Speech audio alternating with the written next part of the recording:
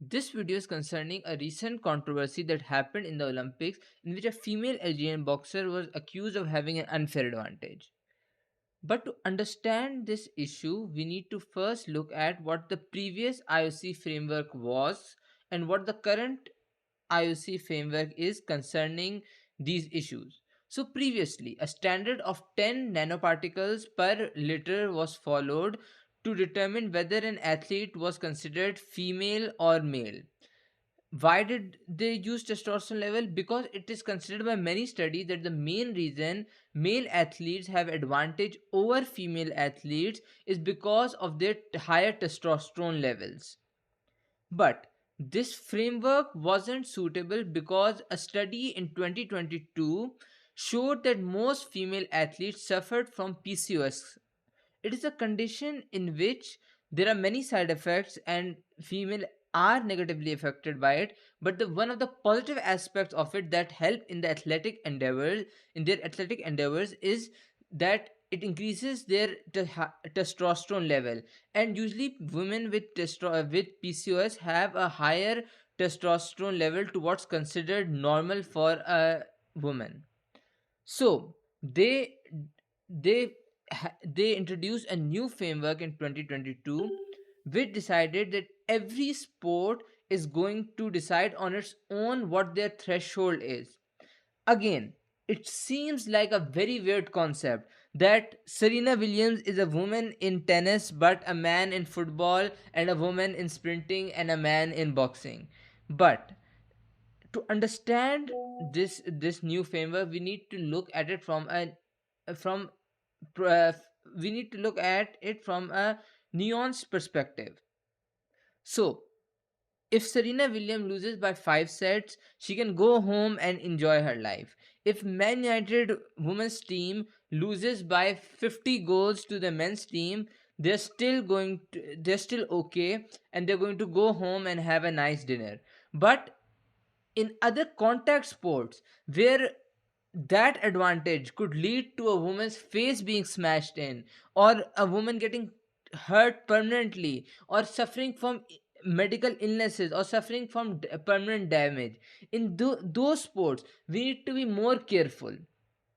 Because again, the problem is that Olympics has always been won by people who had genetic advantages.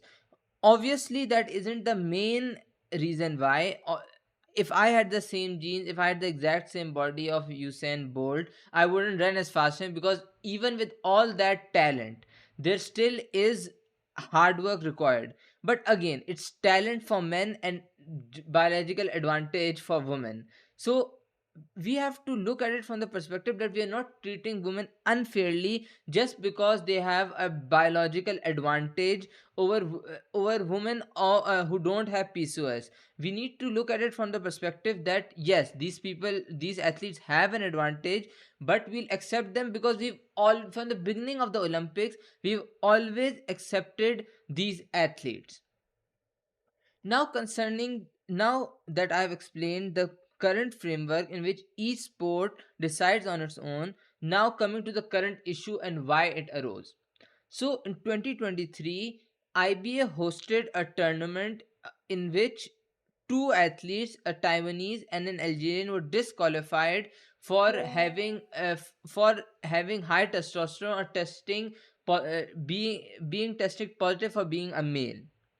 The problem arises due to lack of transparency, because the IBA doesn't actually tell us or have any documentation into actually what their process is or what testing they're using. Because I have went through the document and there's no exact proof that yes, this is a threshold that we are following, and this is the exact clear and transparent rules that we are following.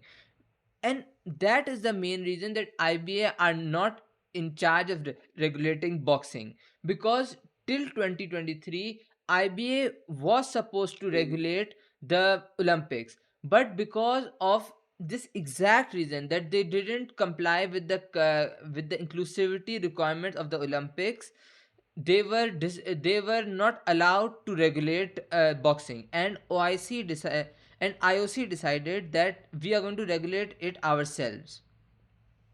Now, The problem is that the Algerian boxer was born a female, lived her whole life as a female, and boxed as a female. Okay, the only reason she has higher testosterone is because of a genetic condition. But again, athletes throughout the history of Olympics have always won because of this genetic advantage that give them an oomph, per se. So treating an athlete and making an athlete and forgetting all of the wins that the athlete had, all of the hard work that the athlete has done, all of the time, blood, sweat, and tears that the athlete has gone through, and discarding that, all of that, and seeing that person won just because he or she had a genetic advantage, and discounting all their hard work seems very unfair. And concerning the Italian boxer that was crying after the fight, she's a sore loser. Okay, she's a fucking loser, and there is nothing else to it. You they Any athlete always tries to go down on their sword, doesn't be like, oh my god, that punch was too hard, I am a bitch, I will be afraid now, ooh, she's a man. See, that is unfair. The Algerian athlete worked all her fucking life, and now she's only now getting all the hate just because one sore fucking loser is salty that she lost and is a shit athlete. Okay, so again, this problem arose not because of some conspiracy in which the IOC fell to the woke mob and said that no, this person will compete even though she had an unfair advantage. This is a simple case of lack of transparency and difference in rules between regulatory bodies. Again, what IOC was suggesting was different thresholds in different sports.